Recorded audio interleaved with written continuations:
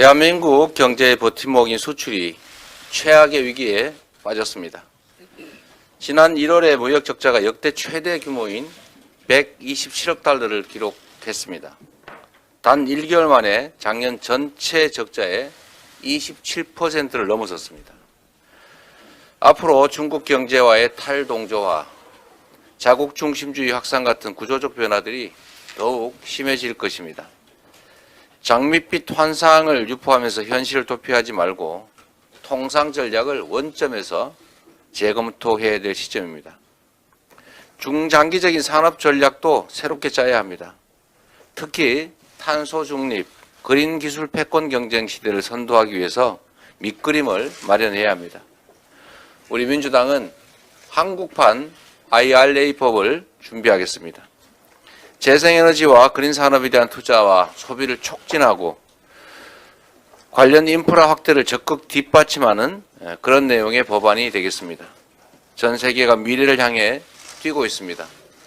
초부자 특권 감세라는 시대착오적 유물만 끌어안고 가다는 일본처럼 잃어버린 30년이라는 함정에 빠질 것이라는 경고 결코 무시해서는 안 됩니다.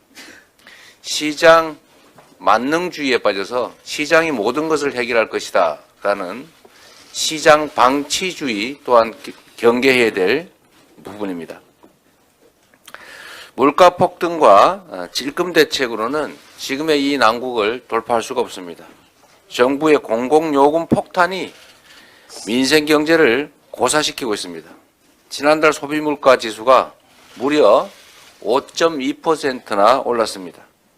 난방비, 전기료, 수도요금 같은 필수 공공요금이 물가 폭등을 주도했다는 것입니다. 민생 지킴이 역할을 해야 될 공공요금이 오히려 민생 파탄의 주범 역할을 하고 있는 것입니다. 앞으로가 더 걱정입니다. 일부 지역에 2월달 고지서가 도달하고 있다고 합니다. 그런데 1월 고지서에 비해서 2월 난방비는 더 심각하다는 예고입니다. 앞으로 더 거세질 물가 폭탄 압박에 국민들의 걱정이 너무 큽니다. 여론 눈치나 보면서 흥정하듯이 찔끔 대책을 내놓을 때가 아닙니다. 공공요금 폭탄, 민생 참사를 예방하지 못했으면 적어도 피해를 줄이려는 노력은 신용이라도 해야 합니다. 보셨다시피 인구 50만의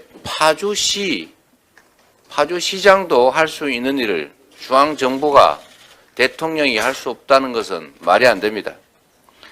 지금 즉시 30조 원 민생 프로젝트 협의에 적극 나서 주시기를 다시 한번 촉구하고 특히 그중에서 에너지 물가 지원금 7.2조 원 즉시 협의에 응해 주시기 부탁드립니다.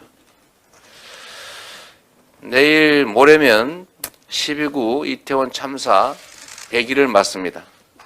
책임지겠다, 진상규명에 협력하겠다 하던 이 정권의 약속은 이미 공수표가 된 지 오래입니다. 희생자들을 추모하는 자리를 갖고 싶다는 유족의 당연한 바람마저 서울시는 매몰차기도 외면했습니다. 참사의 상처를 치유하는 유일한 길은 성역 없는 진상규명 그리고 책임자 처벌입니다. 민주당은 국민과 유족의 곁에서 진실을 위해서 끝까지 싸우고 책임 있는 자들의 책임 충원을 위해서 최선을 다하겠습니다.